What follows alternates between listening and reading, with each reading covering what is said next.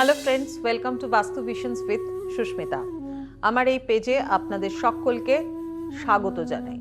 এই চ্যানেলটার নাম হচ্ছে বাস্তু ভিশনস উইথ সুস্মিতা। একই নামে ফেসবুক এবং ইনস্টাতেও কিন্তু আপনারা আমাকে পেয়ে থাকেন, বাস্তু ভিশনস উইথ সুস্মিতা। আমার টপিক হচ্ছে অ্যাস্ট্রোলজি, বাস্তু, নিউমেরোলজি, এগুলো নিয়ে কথা বলা। আজকে কিন্তু আমরা দুটো শ্যাডো প্ল্যানেট নিয়ে একটু আলোচনা করব। আমাদের এই নবগ্রহের মধ্যে রাহু কেতুকে নিয়ে মানুষের অনেক ধরনের কনফিউশন থাকে। রাহু কেতু চন্দ্রের, অর্থাৎ কেতু হচ্ছে চন্দ্রের সাউথ নোড এবং রাহু হচ্ছে চন্দ্রের নর্থ নোড, অর্থাৎ দুটো বলা যেতে পারে স্ট্র্যাটেজিক সেন্সিটিভ অ্যাস্ট্রোনমিক্যাল পয়েন্ট হচ্ছে এই রাহু আর হচ্ছে কেতু। তাহলে এই দুটো হচ্ছে শ্যাডো প্ল্যানেট, আদৌ অস্তিত্ব নেই আমাদের ক্যালকুলেশনের জন্য। মানে চন্দ্রের অরবিট এবং আমাদের সোলার অরবিট, এই দুটো অরবিটের মধ্যে যে কানেকশন পয়েন্ট, যে ইন্টারসেকশন পয়েন্ট, সেই পয়েন্ট দুটোকে ধরে ক্যালকুলেশনের জন্য অ্যাস্ট্রোলজিতে এই দুটো গ্রহের কিন্তু ব্যবহার হয়ে থাকে। তাহলে রাহু এবং কেতুর মধ্যে আজকে একটুখানি কেতু নিয়ে আলোচনা করি। হরোস্কোপের মধ্যে কেতুর অবস্থান ডিস্টারবেন্স থাকলে পরে, মেলফিক থাকলে পরে কিন্তু জীবনের সমস্ত সুখ কেড়ে নিতে পারে। আবার যদি 12th হাউসে কেতুর অবস্থান থাকে তাহলে সে কিন্তু আপনাকে খরচাও করায় না, ব্যয় করে না, বরঞ্চ একটা লাক্সারি লাইফ দেয়। অ্যানসেস্টরাল প্রপার্টি আপনাকে কিন্তু পাইয়ে দেয়। অর্থাৎ অ্যানসেস্টরাল প্রপার্টি মানে হচ্ছে পূর্বপুরুষের সম্পত্তি। সেই সম্পত্তিতে লাক্সারি লাইফ আপনি কিন্তু কাটাতে পারেন যদি কেতু আপনার স্ট্রং থাকে, কেতু যদি 12th হাউসে বসে থাকে, আপনার স্ট্রং পজিশনে থাকে। আবার যদি মেলফিক হয় তাহলে কিন্তু ঠিক তার অপোজিট, সমস্ত কিছু কিন্তু কেড়েও নিতে পারে। অর্থাৎ কেতুর এফেক্ট আমাদের জীবনে কিন্তু বিভিন্ন রকম ভাবে আসে। কিরকম কিরকম? যদি অন্য কোনো মেলফিক গ্রহের সাথে যুক্ত হয়ে কেতু থাকে তাহলেও কিন্তু অশুভত্ব ফল আমাদেরকে দিয়ে থাকে, বিভিন্ন রকমের ভোগান্তি আমাদের কিন্তু জীবনে এনে থাকে। তার কয়েকটা পয়েন্ট একটু বলে দিই। যেমন ডিসিশন মেকিং এ ভীষণভাবে ডিফিকাল্টিস কিন্তু আনতে পারে। আপনি ভুল ডিসিশন নিতে পারেন, আপনার ফিউচারকে আপনি নিজেই নষ্ট করতে পারেন। কেতু ডিস্টার্ব থাকলে কিন্তু ওভার থিঙ্কিং আসে, অতিরিক্ত চিন্তা ভাবনা আপনার মনের মধ্যে কিন্তু আসতে পারে। আপনি এমলেস হয়ে পড়েন, কোনো দিকে কিন্তু ফোকাস থাকতে পারেন না।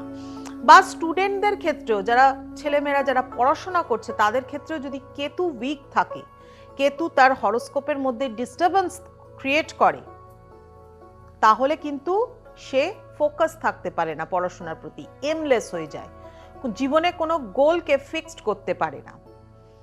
কেতু মানেই একটা ক্যাটসাই পড়ে নেওয়া নয়, কিন্তু কেতুকে স্ট্রং করতে গেলে কি কি করতে হয় সেগুলোও জানবো, কিন্তু তার আগে আরেকটু বলে নিই।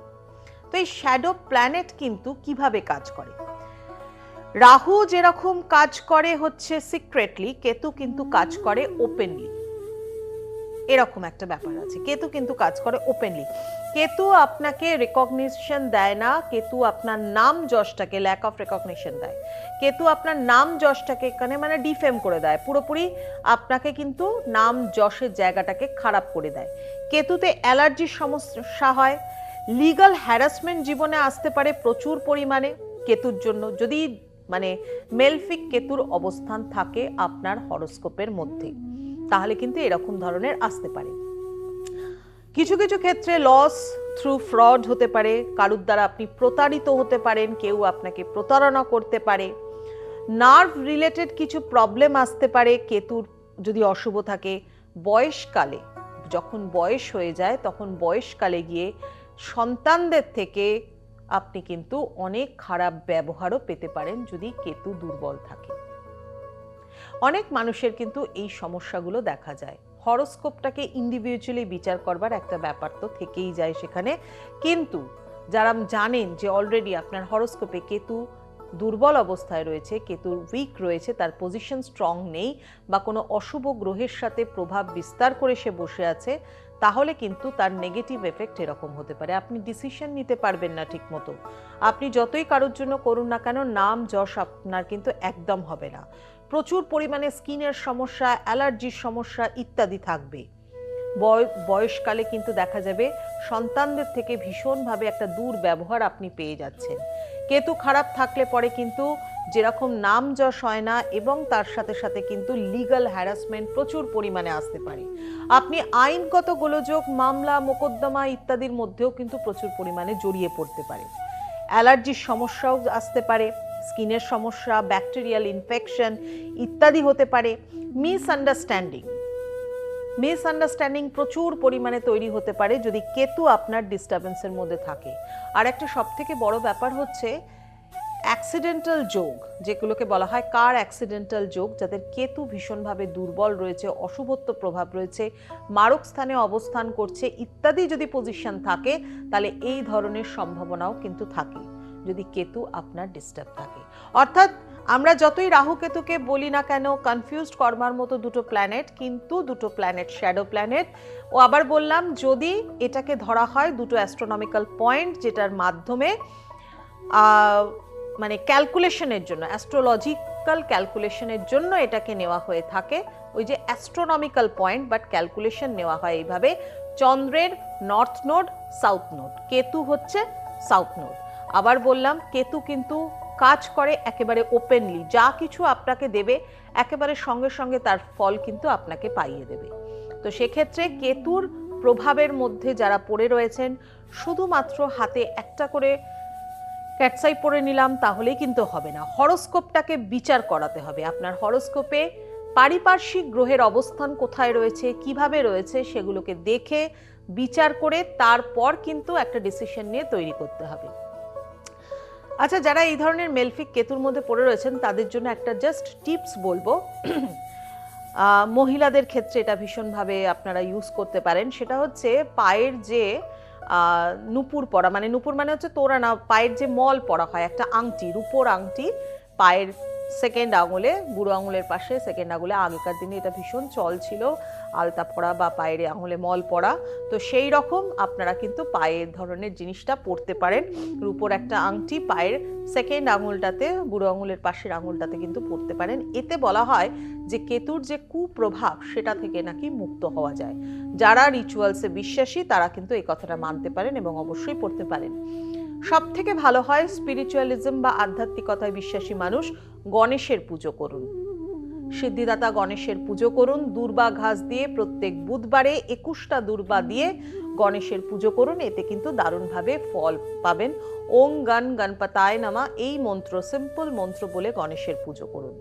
এবং তার সাথে সাথে আবার বললাম, যারা রিচুয়ালসে বিশ্বাসী তারা স্ট্রে ডগস যারা যেগুলো দেখা যায় আজকাল রাস্তায়, তাদেরকে একটুখানি ফিড করান, অর্থাৎ খাওয়ান, যা কিছু আপনার সামর্থ্য মতো যা কিছু পারবেন সেগুলো খাওয়াবেন। তাতে কিন্তু অবশ্যই কেতুর যে নেগেটিভ প্রভাব, সেই নেগেটিভ প্রভাব থেকে কিন্তু আপনি অনেকটাই কাটিয়ে উঠতে পারবেন। অর্থাৎ রাহু কেতু ভয় পাওয়ার মতো কোনো বিষয় নয়, সেটা বাস্তুতেও যদি কোনো রকম কোনো নেগেটিভ এফেক্ট হয় তারও প্রভাব আমরা কাটাতে পারি, বাস্তুর মধ্যে থাকা কেতুর নেগেটিভ প্রভাব।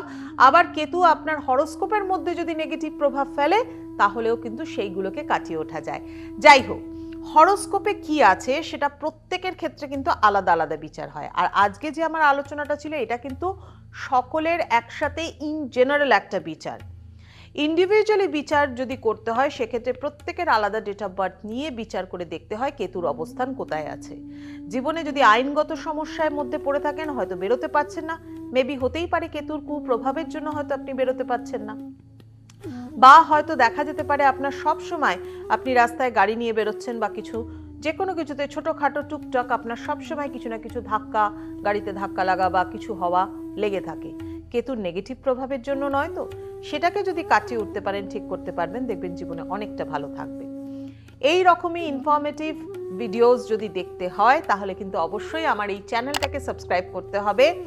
চ্যানেলটাকে যদি আপনাদের এই কথাগুলো ভালো লাগে তাহলে প্রচুর পরিমাণে লাইক করুন, শেয়ার করুন এবং সাবস্ক্রাইব করুন, তাহলে প্রত্যেক দিন নতুন নতুন ভিডিওস পাবেন, ইনফরমেটিভ ভিডিওস, অবশ্যই নিউমারোলজি, অ্যাস্ট্রোলজি, বাস্তু এবং ফেংশুই ইত্যাদি নিয়ে। আর মাইথোলজিক্যাল কিছু আলোচনাও কিন্তু অবশ্যই মাঝে মাঝে পেয়ে থাকবেন। যদি ভালো লাগে আমাকে কমেন্ট বক্সে কমেন্ট করে জানান, আর কি কি জানতে চাইছেন সেটাও নিয়েও আমি অবশ্যই ভিডিও তৈরি করব আপনাদের জন্য। হরোস্কোপ নিয়েও বিচার কিন্তু অবশ্যই করা হয়ে থাকে, হরোস্কোপ নিয়ে বিচার মানে হরোস্কোপের আলোচনাও কিন্তু অবশ্যই করা হয়ে থাকে। যদি কেউ মনে করেন তাহলে কমেন্ট বক্সে কমেন্ট করে জানাতে পারেন, সেই বিষয় নিয়েও আলোচনা করা হবে।